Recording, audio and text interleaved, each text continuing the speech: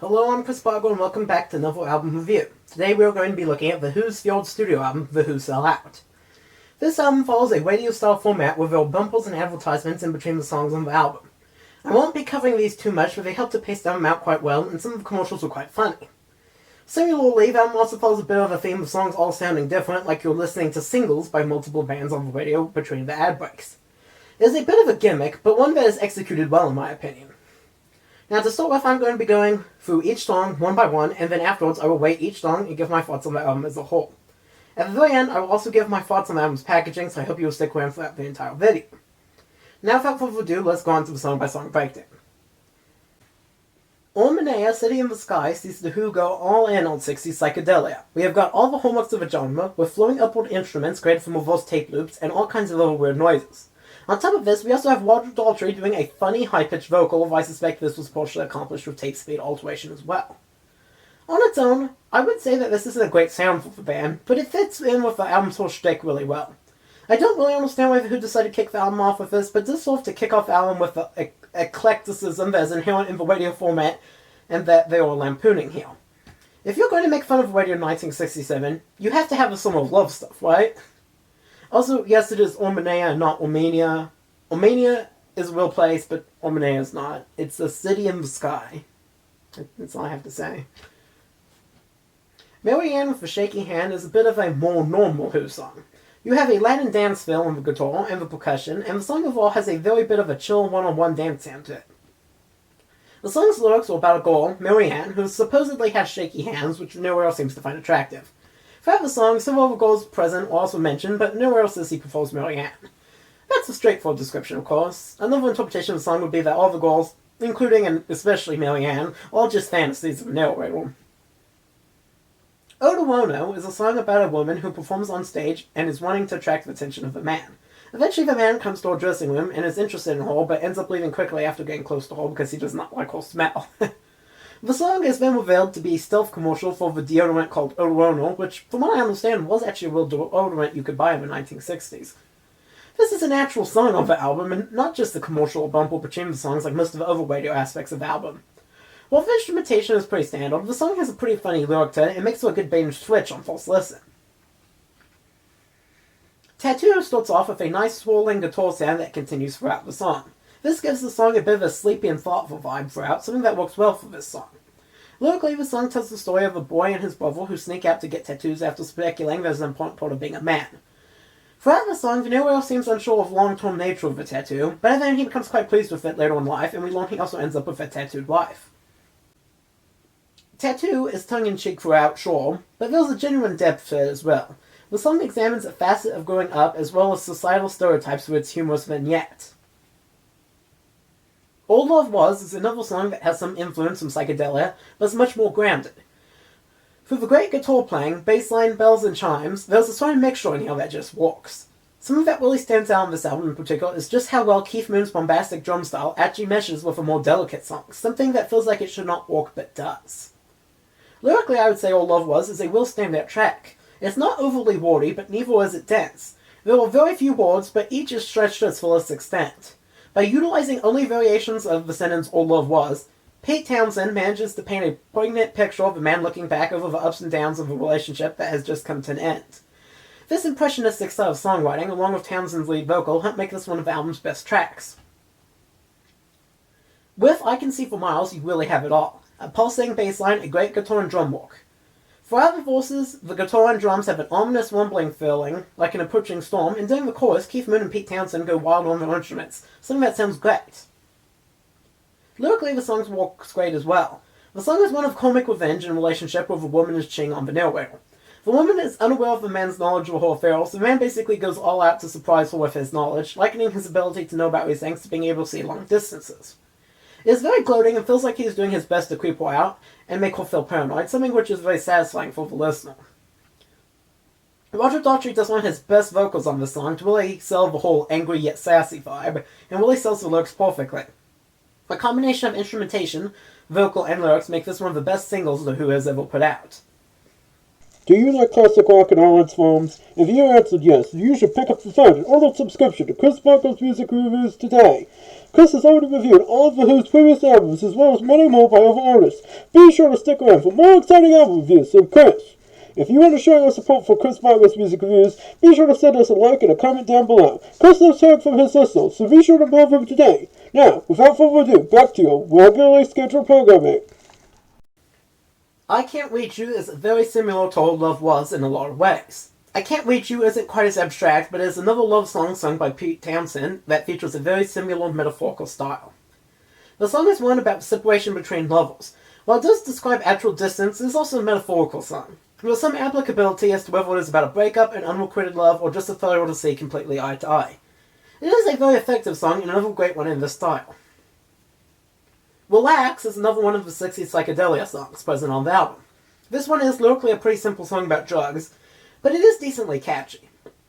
Instrumentally, the main difference between this and other songs by The Who is the prominent organ part, something that was very popular in the 60s and works well here. But it doesn't really make this song stand out much more than its peers from the time period. Regardless, Relax is a pretty good track and fits in well in the album, shining more in this company than it would perhaps anywhere else. Silas Stingy, on the other hand, is a unique song that puts the organ to good use.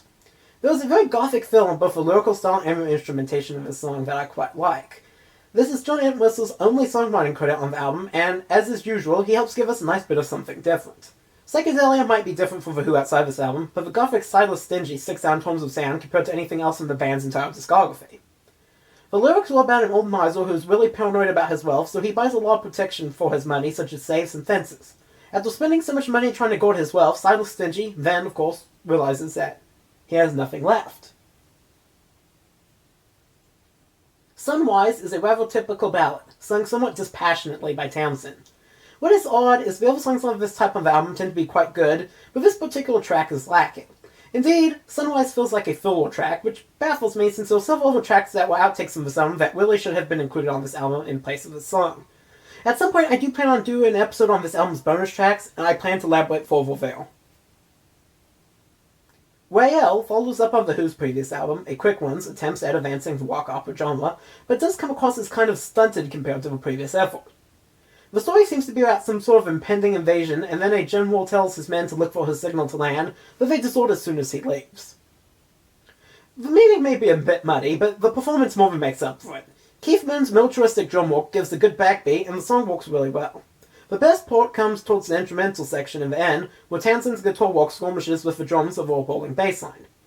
This section is some of the most memorable instrumental work seen from the band, and this section would reappear in almost identical form in the band's next album, Tommy, as a sort of instrumental intermission. Alright, for my final song rankings I give Odomono, City in the Sky, 8 out of 10. Marianne with a Shaky Hand, 8 out of 10. Odomono, 8 out of 10. Tattoo, 8 out of 10. All Love Was, 9 out of 10. I Can See for Miles, 10 out of 10. I Can't Reach You, 9 out of 10. Relax, 7 out of 10. Silas Stingy, 8 out of 10. Sunwise, 5 out of 10. Rael, 8 out of 10. So overall, I think this album works quite well. The songs are an eclectic mix, but the bumpers and ads between them almost make it feel like you're listening to a bunch of different bands on radio, instead of just an album by The Who. Additionally, I like the effect this has on the album's pacing, making it feel neither too long nor too short. While I haven't discussed the commercials too much in this video, they help to inject a classic The Who style of humor that to this day helps this band stand out from their other contemporaries. The songs may be a bit of an eclectic mix, but with the exception of Sunwise, they're all great. Pete Townshend continues to polish up his writing skills, reaching his lyrical prime here. Townshend also takes a more prominent vocal role as well, singing some of the album's best songs. Right before Roger Daltrey's voice, Townshend does quite well on the songs he sings, and also hopes to add to variety song to song. Roger Daltrey doesn't shine as much on this album as several of the subsequent ones, but he does do well with what he has. Despite vying for time with Townshend, Daltrey manages to show off a good deal of range of the album, from high-pitched vocals of Odomono, City in the Sky, the youthful vulnerability of Tattoo, and the vengeful tour de force of I Can See for Miles. Keith Moon and John Entwistle haven't seen as much improvement, but that's fine as they were great on the previous two albums and were great here as well. Moon's signature drum style is one of the very few consistent elements in every song, and helps tie the album together as a The Who album. So overall, I give this album a 9 out of 10. This is one of my favorite albums by The Who, just for the sheer variety, the humor, and good pacing, all of which make for a very entertaining listen. This is certainly the band's strongest album so far, and is one of the very best albums in 1967.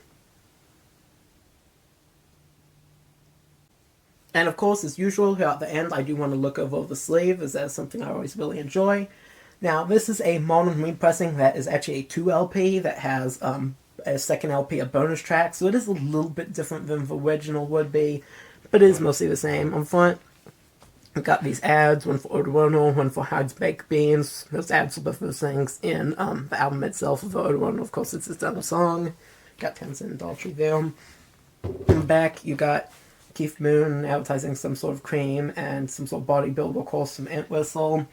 I will say I like the front better than the back. You just can't beat Roger Daltrey in the bathtub of Hyde's Baked Beans.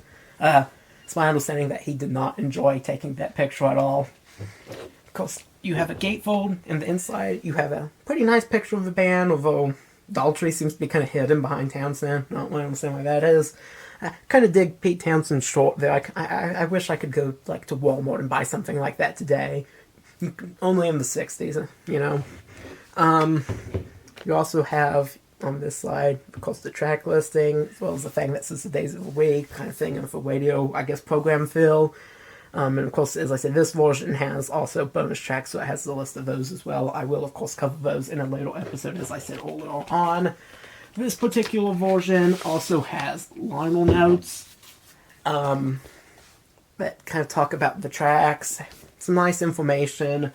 The original album would not have had this, of course, but overall, I do quite like this little style. You also have some photos of the band and some other stuff there. So, you know, it's pretty nice for both a re-release and an album as well.